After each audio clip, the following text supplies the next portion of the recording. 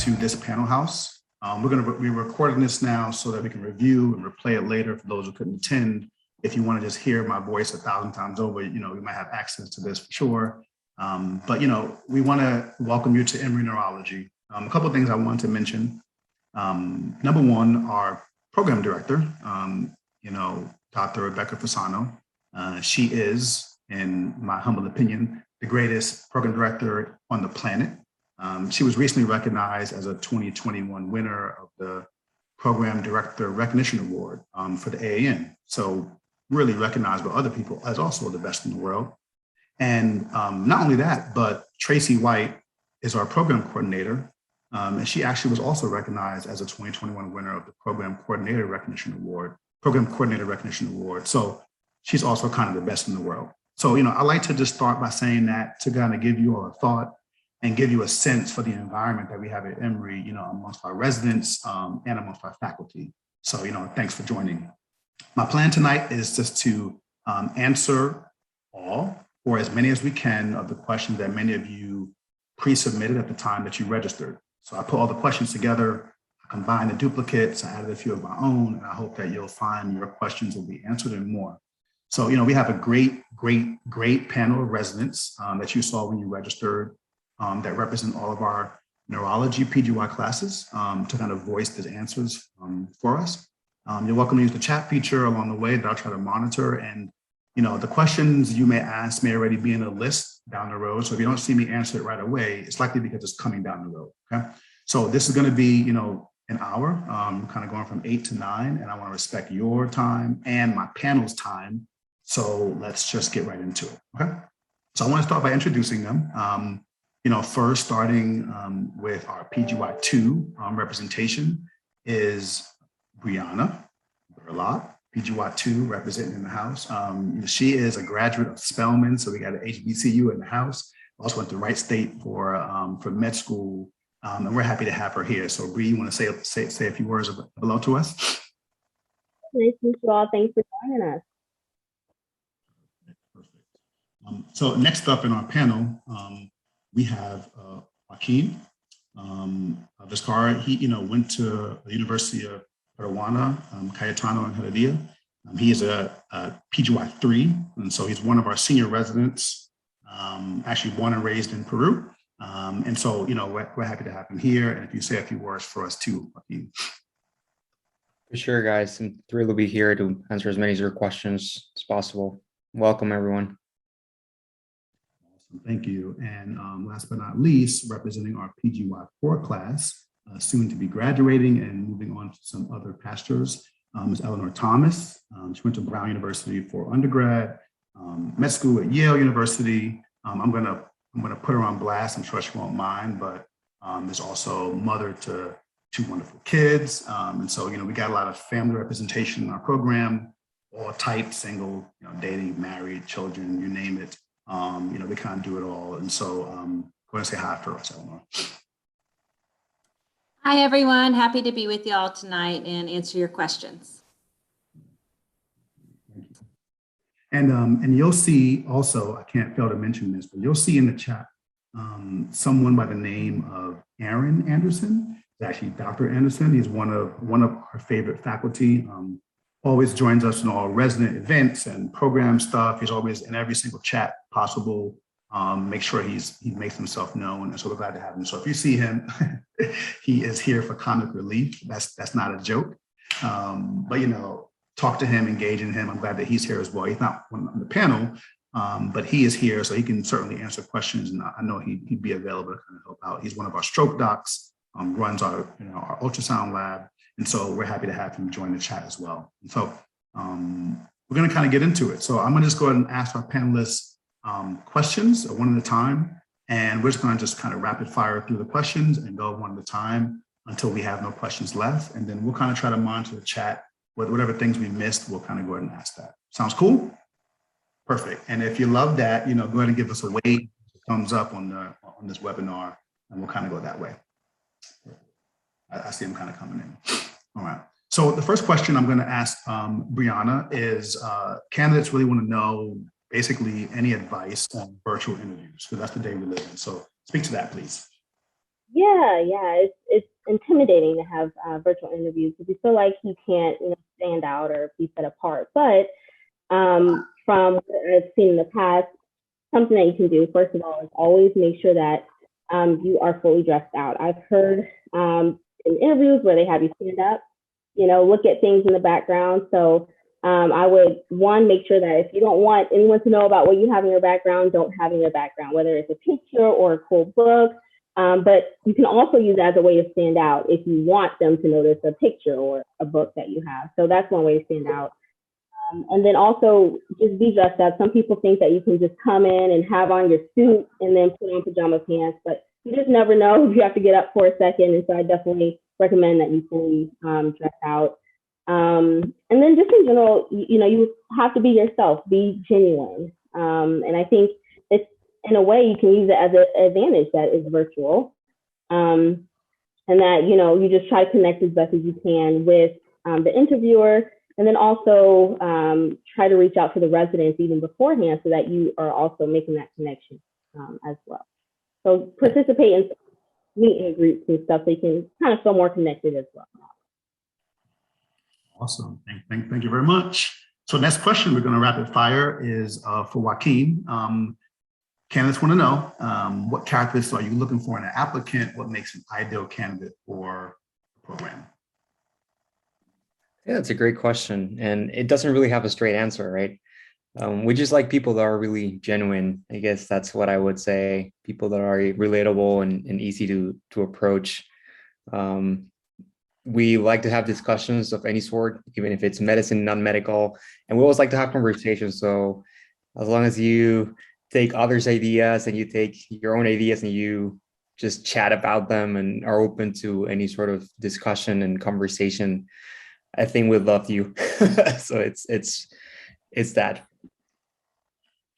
Awesome. Thanks, Joaquin. I'm gonna pause here because there's a question that popped up in the Q&A, and I'm gonna just, I think Eleanor might have been typing an answer, but she just mentioned the family representation that I talked about earlier. I can talk about it. We have, I have children myself. Married, I have a wife who's super supportive, but we have several of our residents, female in particular, who have children. And so I would just, ask Eleanor if you would comment a bit on your experience of maternity leave and how, whether or not the program has been supportive of you as a mom. Yes. I typed an answer on there, but I think it's a little easier to talk about it. Yes, Emory's very supportive of residents with families. I think there probably is variation in that amongst programs. So I think just as a country, we're moving towards being more flexible. And I think Emory's on the front end of that. And there was some of you may have read a recent New York Times article about, sort of women in medicine and having kids. It's an interesting read if you want to look more into it. But I think Emory's on the front end of making it easier for women. I felt like I had a lot of support during my pregnancy, able to go to doctor's appointments. That was never an issue. Able to plan my schedule so that I was not doing the toughest rotations at inconvenient times. And I felt like I had more than sufficient family leave too. And there are ways to take as much or as little time as you want. And Dr. Fasano will work with you directly based on your own personal goals. So if you are willing to extend residency, you can take up like something like 4 months. And if you, I took 2 months because I didn't want to extend that. So there is a big range, but it's very transparent, the process. And one of the great things about the culture here is that when I needed help from my co-residents, they were there. So that's as important as any other thing. So I would say it's doable, and it was even better than I expected. Awesome. Thanks, Eleanor. I'd like to make a comment that kind of wraps up a little section just about an ideal applicant. I got a lot of questions on the webinar, but on the registration about, certain situations, whether they were, older applicants, having worked for several years, coming back into the field, scores, cutoffs of trying to match, as well as our IMG applicants. So, I just want to make a statement that, Emory does accept both J1 and H1B visas. The department will cover the cost for the H1B visas for residents who do match with us, right? And so, again, there's it's like any other application in terms of the competitive nature amongst all applicants. We look at all applicants pretty equally. And so I just kind of want to make a comment on that in terms of that. And as it relates to scores, I would say from personal experience and kind of being on this side of recruitment, we certainly take a special effort to review all applications in a pretty holistic way. I'll put myself on blast in saying that my scores weren't even the greatest, right? But I think there were a lot of things that I could tell during my interview that the interviewers, including the program director, really kind of looked at my application and said, wow, I really enjoy this aspect of you. So let me learn more about that. And so we'd like to know more about you than just your scores, okay? So we're gonna move on to another section. This is a little bit about program experience and our schedule. So I'm gonna pop this back to Eleanor and ask if you could just comment a little bit on what the schedule is like, but especially mostly about the sort of night float and calls, because we know many students are worried about them calls and night flows. So tell us a little bit about that, if you could. Okay. During your PGY2 year, you'll take the majority of your call at Emory Main Hospital. And that is even better now than when I was at PGY2. I wish I wish it was that good, but it is basically there's one person who does night float 3 nights a week and one person who does night float 4 nights of the week at Emory Main Hospital. And that will cover the weekend call. So that basically makes all of the night call shifts about 13 hours. And then you can go home and rest. And I think that was a really positive change, and it eliminated all of the 24-hour call at Emory, which is wonderful. There are also calls at Grady during your PGY2 year, but those are it's a buddy call system and more educational, and those aren't as stressful because there still is a buddy call at Emory Main at the beginning too to help you through that. So that's how the call is second year. The third year, the call is all at Grady, and there's also a night float system at Grady. So the way that works is that the PGY3s do night float 5 nights a week, and then there's a weekend person who will do call Friday and Saturday night. And that weekend person is doing those Friday and Saturday night calls when they're on an elective rotation or research rotation and something like that. And then there's another person that'll do Saturday day and Sunday day who will also be on an elective rotation. So then that basically got rid of the 24-hour call at Grady, which I think was a great improvement in the program. And it makes it just a whole lot more manageable, I think. And that's the third year, and there will be, I don't know exactly how many weekend calls, but it's a really manageable number during the third year. And then now that I'm a fourth year, it's just wonderful. So we still take a little bit of call at Grady, but it's much less. And it will be just the weekend calls during your last year to help kind of offload the PGY3 resident. And there are a few other shifts that you work during your PGY4 year on the weekends on the ward service, but those are pretty relaxed. And that's pretty much all our call. In terms of the schedule, it's a mix between inpatient and outpatient. I think we'll probably get to more of that later on in the Q&A. But that's how the call schedule works. And I think you'll find it's manageable if you match here. Awesome. Thanks, Eleanor. Next question is to Joaquin. The question from the group was, how receptive is the program to resident feedback? I think it's a pretty convenient time to answer that one. Based on feedback from Eleanor and her class, and I guess a little bit from mine, is that PGY2s now have a split system for call at Emory Main Hospital. So I think that is just a small sample for you to understand how hard it really is to move all those gears to make that happen. But despite how hard it is, it really was put into motion. So I think that all the way from co-residents to faculty to leadership in the program, all of them are really receptive to feedback from residents. That being said, we're always looking for more feedback and we're always looking to improve even further. So we have feedback sessions typically at the end of some blocks every couple months at times. And we have sort of like an open house and we discuss what's not as good as it could be. So we try to improve those things. But I will say that you will find people in the highest level here at Emory to be very relatable and very open-minded in terms to suggestions we might have. Awesome. Thanks, Joaquin. This question is for Brianna. What is the lecture or didactic schedule like?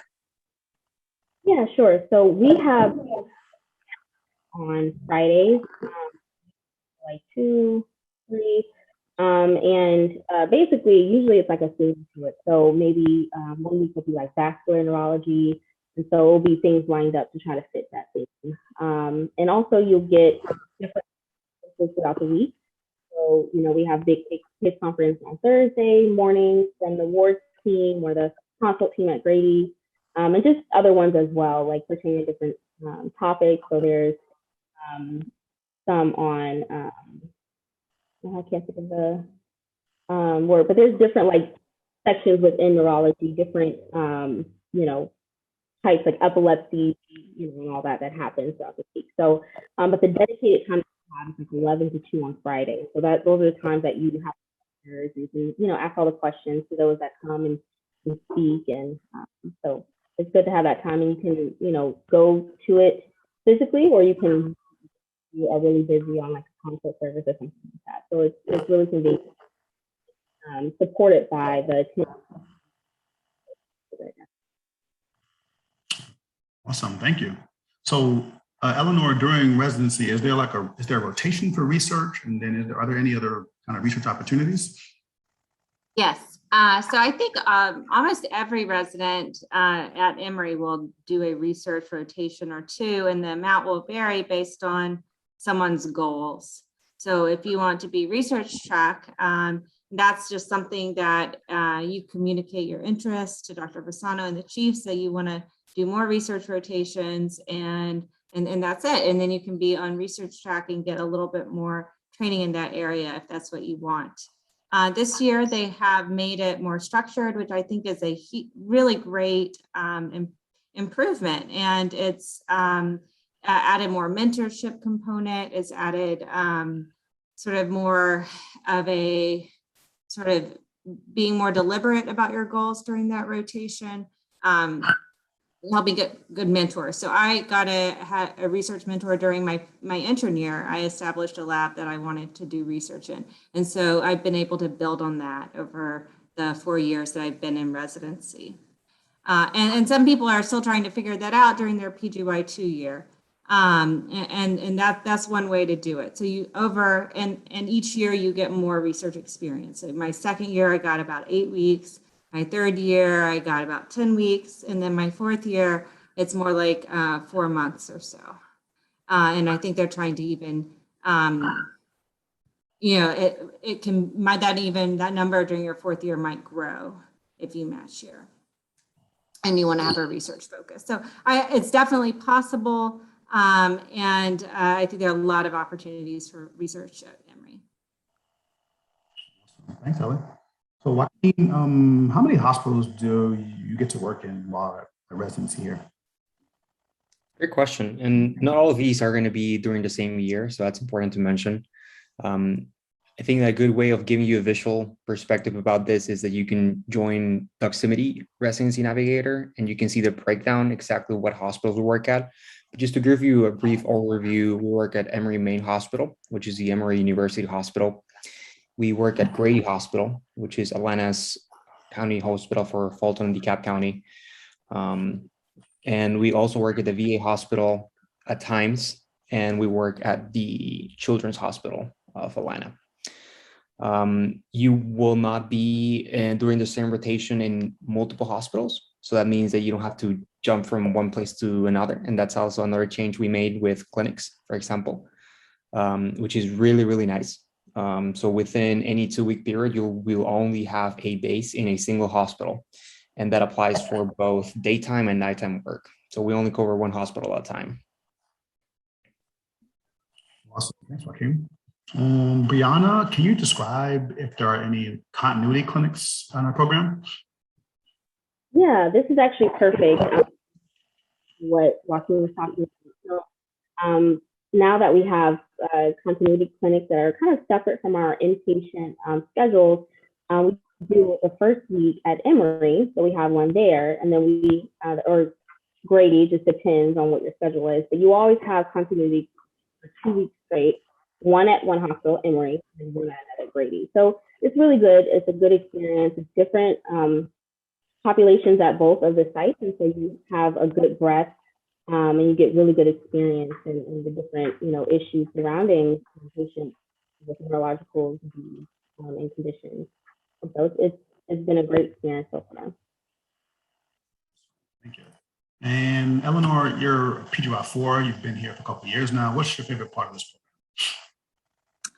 program? The people. The people are my favorite part. That and I truly mean that. I mean my co-residents who I just remember coming to Emory, my first day meeting, maybe not my first day, but the first couple of weeks, meeting everybody and thinking, wow, this is going to be a great group of people to work with. And that has definitely been the case. And by people, I also mean the faculty that are fun to work with, supportive of residents, and I think really enjoy going to work every day too, and because they enjoy teaching and working with residents. Program director, Tracy, everybody. So it's really the people, because you're going to see neurology is going to be fairly similar. It's the same field. It's really what you're going to who you're going to work with every day, and the training and the commitment to your education that might differ. Thank you. And Joaquin, can you describe a typical day? Maybe one that's a little more outpatient focused, and maybe one that's inpatient focused. That's an excellent question. So when you have an outpatient day, what we do is in a 5-day week, of course, if you're not on call on the weekend, you're not going to work on the weekend, which is excellent. And if you are working in an outpatient clinic, if it's your own continuity clinic, it will only be 3 days of the week, and that's in the afternoons. But if you're in an outpatient rotation, for example, neuromuscular, you'll have the opportunity to come to work at around 8 in the morning, 8:30, depending on the day. And you work hand to hand with the attending, essentially. So you get pretty much world-class experts, one-on-one experience. And you can also help the fellows as well that are working with that particular attending. And you will probably end up your day around 4:30, 5 p.m., the latest, in an outpatient setting. On the other hand, if you're in an inpatient rotation, for example, I'm right now in Emory, actually in Grady consults, apologies. It's one of the best rotations, I guess, for us from learning purposes and just independence and how do you become a neurologist. And in this particular rotation, you have duties from 7 a.m. to 6 p.m. And that's only for a 2-week period. At the end of that, I will rotate off the rotation to a more lighter one. But in terms of my responsibilities, when I'm in this more inpatient heavy rotation, I don't have any responsibility of call during the weekend. So I really get to disconnect and relax when it's my turn. But during the day of the inpatient rotation, you are responsible for seeing either consults or patients that are hospitalized. We have both an inpatient service where we are the primary team for patients, and we also have a consultant team in which we are just the consulting providers for a lot of the neurology care in the hospital. Thank you. So I'm gonna move on to kind of some of the extracurricular things about our program opportunities. So Eleanor, can you say if there's any opportunities for teaching as a resident at Emory? You're almost always teaching as a resident at Emory. So it's just part of your daily responsibilities. And I think that teaching role definitely becomes a bigger role as you progress through the program. You'll be doing a lot of teaching when you're on the Grady consult service as a PGY3. And as a PGY4, when you're the Grady Ward Senior, you'll be doing a lot of teaching. And that's the teaching that you do just of medical students and residents while you're on those inpatient services. But there's also other opportunities for teaching outside of that. Other residents, I know that like David Landsberg did like a neuro IR teaching session. Isaiah and I have been talking about working with Dr. Garcia to do more like nerve conduction studies, like sort of as an add-on to specific teaching in areas that people aren't learned about, wanting to learn more about. Yeah, there are a lot of opportunities, both formal and informal, for teaching. And for people who want to get more training on being effective teachers, I know that there are people that are interested in that at Emory too. We even got a lecture on that last year about how to be a better teacher. And I'm enjoying Dr. Anderson's comments here. Being a neurologist is always teaching our patients, learners, families, consultants, and the ER. I don't think you said that. I just added that. That's true. Yeah, no, thanks for that. I add that, like this week, for instance, on Tuesday and this morning, I was in the med student in the M1 sort of neuro anatomy lab. So I spent about 2-3 hours there in their lab, kind of teaching them on their practicals and all anatomy. We have brains out, spinal cords out. So there's opportunities to teach at the M1, M2 level. We do like Jeopardy sessions for those who are on clerkships, and then obviously during ward themselves and just being in the hospital and the clinic, there's a ton of just on-the-fly teaching, but a lot of actual formal activities. So definitely, I would agree with Eleanor on that one. There's another question is to Joaquin. People asked about global outreach, about a track or any other global outreach, and kind of what kind of work is done specifically here with us.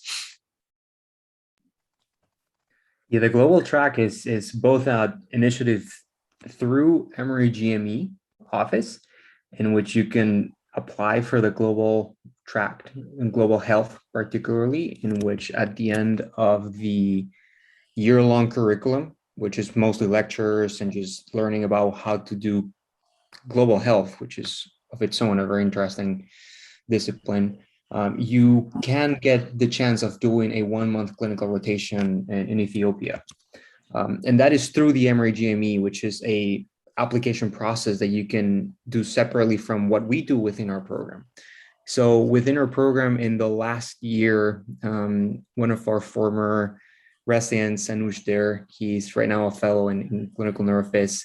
He and one of our faculty doctors, Dr. Corey, both sort of like found a way of starting this very interesting global health type of trip into Africa.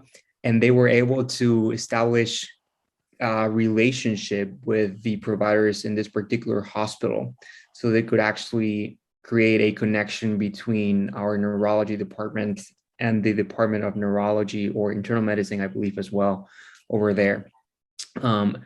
So this is a work in progress, naturally, right? You can imagine that with COVID, things are a little difficult at times, but even during the COVID pandemic, they were able to make the trip. So I think it's certainly encouraging that these opportunities exist if you're trying to pursue them.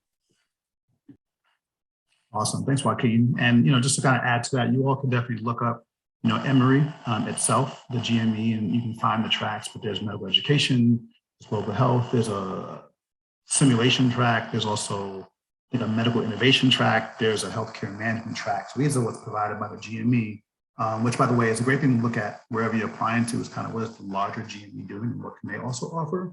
And so we can take advantage of a lot of things that GME provides, but those you can actually change and do one track 1 year and do a different track a different year, or just stay on the same track for multiple years. And so it's very flexible.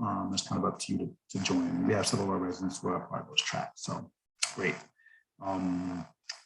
Another question that's interesting from some applicants, or, I'm talking to Brianna here, is, how do you specifically emphasize the care of the underserved? That's another question.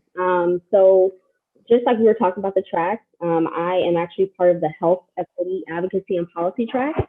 And so that's a good way then while you're in residency to understand how to advocate for your patients, Maybe if you want to get involved in policy, you could do it that way. So I'm learning, as I go about that. But even now, I would say, just as Joaquin mentioned, great mostly county, can be a lot of underinsured patients there. Just your interactions with them. And sometimes that may mean after a claims day, I may have to call some of my patients and say, hey, did you get that medication? Or remind them of things, or, set reminders, maybe, is everything going okay? Just to like check on them and make sure that communication is clear. They feel like there's a trust there. And, personally, I love working at Grady, and you just see a lot of social issues, everything play, and it really shows and how you try to help. It seems like a lot, to deal with when you think about all the things that our patients go through. But I think it gives you a humble spirit about it and a desire to take care of it. Thanks, Brianna. So, we have another section that's sort of our like subspecialty exposure section. But before we go there, I want to kind of take a pause. There's a few questions that came in through the chat or the Q&A. So there's one that's asking about PGY1 exposure to neurology during that year. So I'm going to just pop that back at Brianna, if you don't mind, and kind of just asking kind of have you seen any neurology at all? Like, did you see that during your PGY1 year, or were you just stuck in medicine all the time? Yes, I saw neurology. I had 4 weeks. I can't remember so bad. I think I had at least 4 weeks. So mine was split up. I got 4, I believe. And so, I had 2 weeks of wards, or maybe we get 4. I'm sorry, we get 4. I got 6. That's what it is. So I got an extra 2 weeks that people may not have gotten. You get at least 4 consults. You get 2 weeks of wards, and this is all at Grady.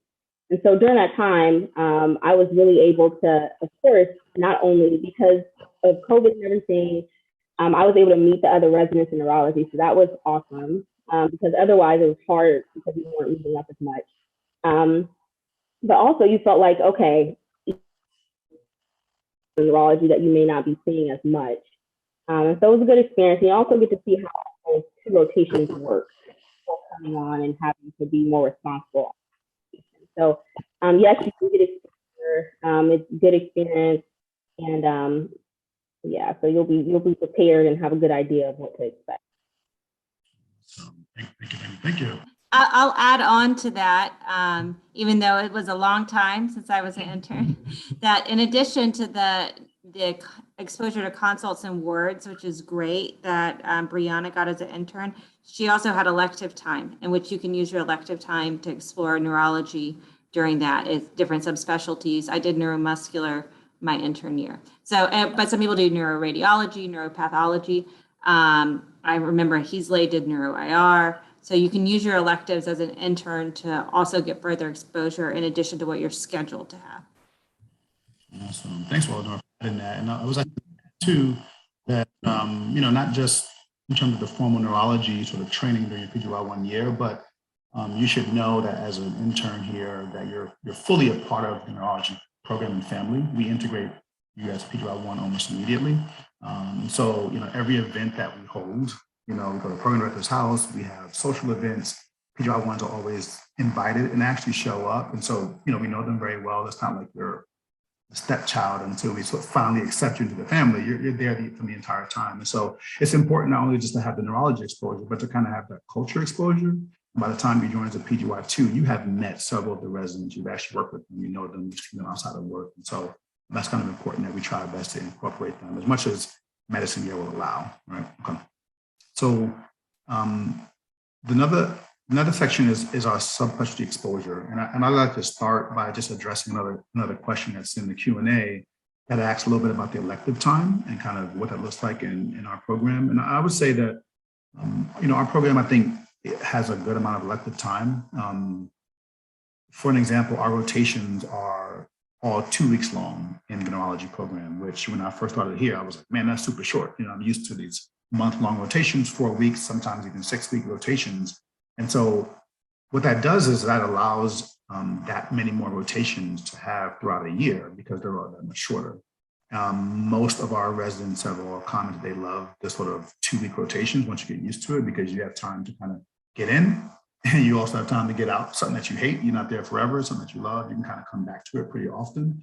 And so we know it's very important because, the matching into specialties, after you're as a resident trying to get into fellowship, if that's your interest, that comes sort of feels like it's so soon. You just finished PGY 2 year and it's not time to apply. And so we want to kind of get as much of a diverse view of other things out there besides hospital stuff as much as you can to make an informed decision. And so I'd say we have a fair amount of exposure during the PGY 2 year that is very helpful to make a decision. And it's not like you're stuck PGY 2 year all just doing inpatient and stroke only. We have a fair amount in the PGY 2 year. So I'd like to turn the question back to Eleanor and ask, where do most of our graduates of the program practice? They graduate, people who graduate go all over, really. There is a list on the neurology residency website where you can actually look at people for the past 20 years and see where they ended up. And you'll discover it's more geographically diverse than you might think. Because a lot of people do stay in Atlanta, both at Emory and in private practice in Atlanta. But many people go on to do fellowships all over the country.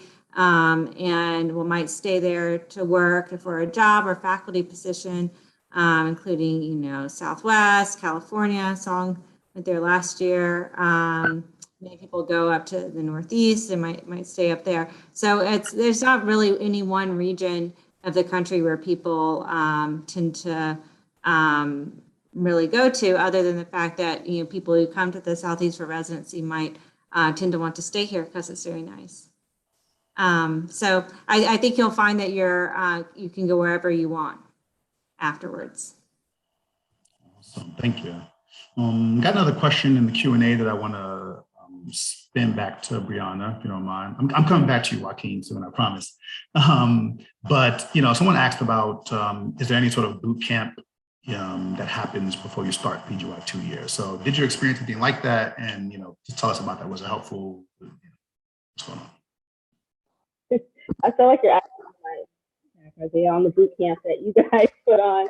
But yes, there is a boot camp. There's a day where you go through kind of everything that's expected. You have all your questions, people come by, and you get short, brief lectures on high, topics that you may see in the next week when you start. So like stroke, seizures, and emergency things is kind of what they focus on preventing. And also just kind of getting a hold of who you're working with, because you also have peds neurologists that join your class your second year. And so you get to meet them and kind of just find the ropes together. They treat us very well in the boot camp. I'm just saying, I really enjoyed it. And it's always intimidating starting off, going from intern year, going straight into neurology, but it's such a good support. You really learn that at the boot camp, and that you can reach out to anybody at any time for any question. And so I think that just really instilled that trust at boot camp as well. Awesome, thank you. So I'm going to kind of just jump around a bit. So I want to get Joaquin on the question in here. So I'm going to ask you a question, but before you answer that question, I want you to tell me your favorite superhero. And then after that, I want you to tell me about the brain cup. People have heard about the brain cup and kind of what does that even mean? Don't get me, I don't want to reveal any tricks to, any opponents, I guess, but if you had to put it in a word, it's a friendly competition that we have within our program. And I think we're blessed to have 9 to 10 residents a year, mostly 10 a year, really. So we have a good enough number of residents and faculty that we can compete with each other in a friendly way. So we have 4 houses, and we can get points by really any way you can imagine, as long as you can. There's some standards. I mean, don't get me wrong. There's standards, because several points were given every trial in the past. But now we have a little more standardization in terms of what can give you points, but it ranges all the way from scholarly activity to teaching to doing a very rapid and elegant stroke alert in the least amount of time and successfully administering TPA. We can do it also for social activities, including recreational activities with residents, but also with social components, or for example, some activities into helping the ones that needs us the most. So at the end of the year, we sort of like start raking up all those points. And that's when the competition gets a little spicy, because you can imagine everyone wants to have their name in the little tag of the cup. But if you probably go to our Instagram page, you can see a picture of our cup, and there you can get a better sense of what it looks like. And yeah, it is a brain. So if I think it's a nice, friendly competition. Awesome. Thank you. Thank you. Thank you. So going to a little bit of life as a neurology resident in Atlanta, I'm going to pop this over to Brianna. Where do residents live? How's the commute? Tell me about that a little bit. Yeah, I feel like most people live somewhere right in between Grady and Emory, so like Old Fourth, where there's a lot of like older communities there that are really nice, and definitely make the trip 10 to 15. If you live somewhere in between, like along 75, 85, like West Midtown, these are very nice areas where they have lots of things going on, lots of restaurants, a lot of events, parks. And so I think kind of like that space right in between Grady, not too far south, and then where Emory is a little further north, somewhere in between that, then I think is a good spot. But also, I live a little outside the way, and I know a couple of us do travel a nice way to get inside the city. So it just depends on what's available for you. So if you have a family, you want to buy a house, or anything like that, that's also possible too. And if you guys have more questions on that, I could definitely help you about specific areas that you can feel safe in. That's a little further outside the city. But that's kind of most of the places. And it's mostly because there are nice apartments that are in between like kind of the Grady and Emory area. And then also just nice things to do. And I think that's just what's attractive, and it's good as far as the commute. So I think that's just a hot spot. But you can live anywhere, we'll talk about it, and I'll help you avoid some of that traffic. Awesome. Thank you. Thank you. When you come to interview, we certainly, have a little presentation that will show you sort of a map of where everyone lives in the city and kind of what the commute's like, and basically every single neighborhood we break it down one at a time, so you kind of get a good idea of what it's like to live here. So I hope y'all peep the chat if you watch the chat, because Joaquin didn't actually avoid the question. He put it in here. So Quail Man, if you don't know Quail Man, please go look it up. That's from Doug. Oh my gosh. Thanks for that. I love Quail Man. I love Quail Man. If you don't know Quail Man, y'all, then just go look it up and increase your life real quick. Eleanor, can you give us your favorite restaurant here in Atlanta, and then tell us a little bit about whether or not the salary as a resident, like, can you live on the salary in Atlanta? Is it make sense? Tell me about that. I have a lot of favorite restaurants in Atlanta, but I haven't even been to like half of the good ones that I want to go to. So, Caroline, man, there are some people that have been to like all, better people to ask about the restaurants, but I go to Sprig a lot, which is like a farm to table restaurant near me. You see, Isaiah's name, you've never even been there before. It's close to you. It's close. It's in our neck of the woods. And Desta, Top Spice, anywhere on Beaufort Highway. So there are a lot of good restaurants, and you can afford to go to them on your resident salary. And it's a comfortable amount to live in Atlanta. It's fine. So you can afford your rent, you can afford your groceries and transportation and all the emergencies that will come up. So it's definitely a livable wage. So and Atlanta is a big city, but it's not nearly as expensive as some other big cities. So you have the advantages of a big city, but it's certainly more affordable than I would say either coast. So you'll find that your salary goes further here. Oh, Iberian Pig. Yeah. See, you should ask somebody without kids their favorite restaurant, because my favorite restaurant is delivery. Awesome. Thanks for that. Joaquin, you mind give us a little idea? People just want to know like life as a resident outside of the hospital, hobbies, if you can kind of give a little idea of that, and then the program, social events, get-togethers, kind of describe that a little bit for us. Yeah, that's what I like the most about just training here, I guess. We have groups. For example, we have a group chat for tennis. So some of us play tennis / ping pong, or both, or neither really. But we like to pretend, and we sort of like between residents and attendings, we should text in that group to see if anyone's available to play some tennis, whichever day that might be. In the past, some other friends have gotten together to play basketball. We have a very prolific tennis table in a location not to be disclosed within the hospital. So we enjoy that too.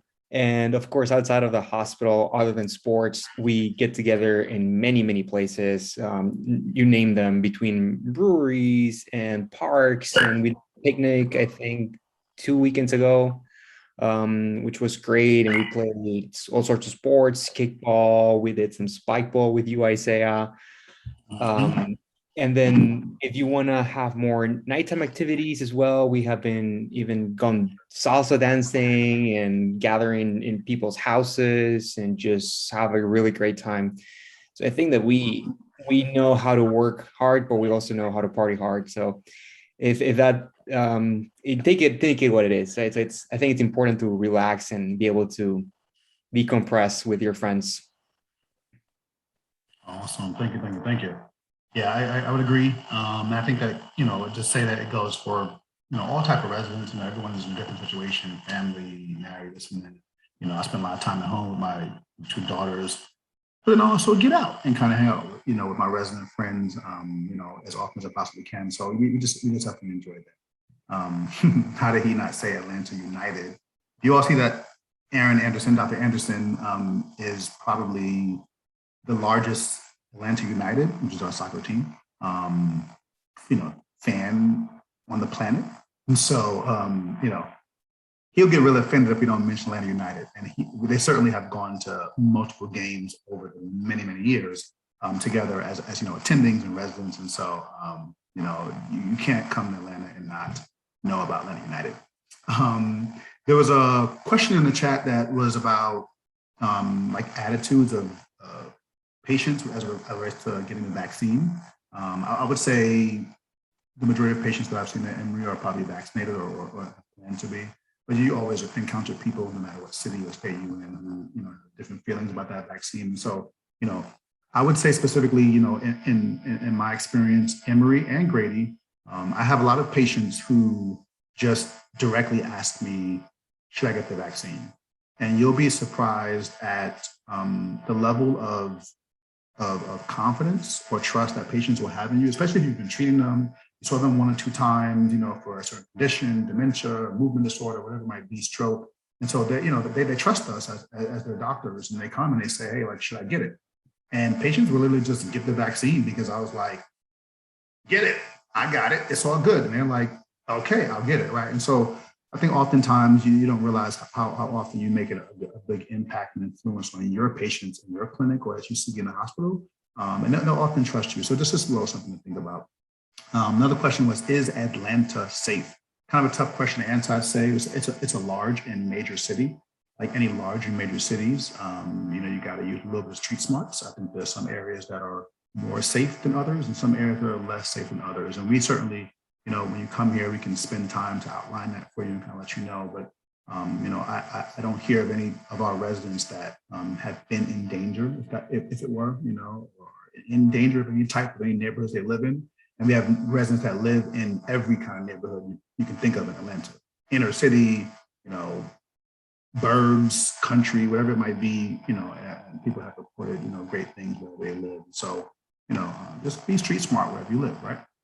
I feel safe. Feel safe? I feel safe, and and I feel safe. I mean, walking into the hospital at odd hours, and all the places you work, it's safe around all those areas. And I would say where all the residents live, which is all over the city. We live in safe areas. We can afford to live in safe areas. Another question, and we're kind of nearing the end of our time here, is for Brianna. So if you wouldn't mind being put in the spot, tell us one of your favorite music artists. Okay. You can say one of, okay, you don't got to tell me the one because it might, not like. And then tell us, applicants want to know about wellness at Emory Neurology, any wellness programs, any wellness initiatives. Tell us about that at our program. Ooh, favorite artist. That's a hard one. But I'm gonna go with Ari Lennox. She has this nice soul vibe, and I'm with it. She's comfortable in her skin, and I love it. So I'm gonna go with her. And as far as wellness, I think that was one of the things that attracted me to Emory. On my interview with Dr. Fasano, and just the hanging out with the residents, I felt like wellness is definitely very important to the program, and Dr. Fasano down. So the things that we do for wellness. So first of all, we have wellness days that we can take throughout the year. So honestly, about 10 days, I think I counted something, crazy where you can pick days throughout the year. It has to be certain days, so it can't be like inpatient days, it's certain qualifications for those days, but you get, a good amount throughout the year, and you can pick, say, if you have a doctor's appointment, you can schedule on those days. And so, I appreciate that. Second is, Joaquin mentioned it, a wellness group. We have the social groups that we have where we do little events like we did the tubing down the river a couple months ago, picnics at the park. So lots of different events that will be scheduled throughout the year. And just in general, it's the mindset. It's the desire for us to not be worn out, dragging throughout the week. It's the support from everybody. If you have something going on, you can easily reach out and have a solution in place. I remember even at the PGY one, I think I was trying to go to some event, some wedding that I had planned or whatever, and I was in a neurology location, and one of the chiefs at the time was like, "What can we do to make this happen?" And I felt like, I'm like, "What? Like, you care about me going to this wedding that I'm trying to push?" And they're like, "No, it's fine. You do your work, you get that done when you can, but you go ahead, we can make this work." And so I think that's a big deal that they care about what I have going on outside and all that. So I think just the theme in general is we want well-rounded, healthy doctors to take care of. Awesome. Thanks, Brianna. And I would just piggyback and highlight some things just to put back in your mind about wellness. We do have a wellness committee, right, made of most residents who spend that time, they plan these things. We have wellness days, many, multiple. I'm gonna say that again, that our program director just say, you know what, you just deserve this, right? And just literally just choose it and just be like, I just need to be off, right? This time period, which is beyond just ACGME sort of allowance of sick days, this and that. This is additional within our program, right? Because we just think that sometimes you just need to just check out, right? You're kind of busy. So pretty big, and I want to say also, we had a few months ago, well, not just a few months ago, but we had sort of a group sort of therapy session, as it were, for the program, just to discuss like the impact of COVID. Like at the height of COVID, where we were all stressed out and we're dropping like flies and being in and out, it was stressful. We kind of met together with some mental health, counseling folks, and just kind of talked about it as a program, and so do things like that because it's pretty important to kind of maintain, humanity. We do neurology, we do medicine. We're also people, we're first people, and so those are the kind of things that we definitely value. We try to make sure we impart that, in our programming, so it doesn't just kind of fall through the cracks specifically. So we're almost at time. I would just, well, first want to thank everyone for joining, all of our, potential applicants and those who are interested. Just want to kind of hear residents and attendings who joined in as well to kind of listen and kind of show the support. I also want to thank our panelists, Brianna, Joaquin, Eleanor, for just kind of, being here, taking a bit of time. I'm not going to say that somebody's on vacation right now. I'm not going to say it, but I'm going to say it that even on vacation, just say, I'm going to come in because, she thought it was important enough to spend some time here with you all and just kind of give her thoughts. So I kind of appreciate that. Emory is a diverse program. Everyone who comes here has often mentioned that they came here because of the culture. It'll be tough, obviously, for all of you all who are interviewing virtually, to really get that sense of a culture. But we hope that just kind of things that we share today will kind of give you a little sense of our culture from our program director, our leadership, all the way down to those that we interact with on a daily basis, our attendings, as well as the people who you work with, your actual colleagues, your residents. I consider them all my friends. I don't have issues with a single person. I don't have that person. I'm like, we don't have bad apples that we got to get out of the program. We don't have those type of things happening because we enjoy meeting you. And once we meet people, we try to make sure that we vibe well. And we know you're going to come work hard, hit the ground running, make lifelong connections, and become great neurologists. And so you will do that at Emory, and we'd love to have you apply. We'd love to meet you at interviews. And we look forward to meeting you all there. Okay, so we're going to just kind of end there. I'll be sure to send out some information to all those who attended and registered. We definitely encourage, emails and questions. I'm happy to sit down and talk with you one-on-one if you want some help in your application, whether that's for Emory or not. I just enjoy mastering, teaching. And so, so with that, I'm going to go ahead and, stop our recording and say goodnight to everyone. Thanks so much for joining.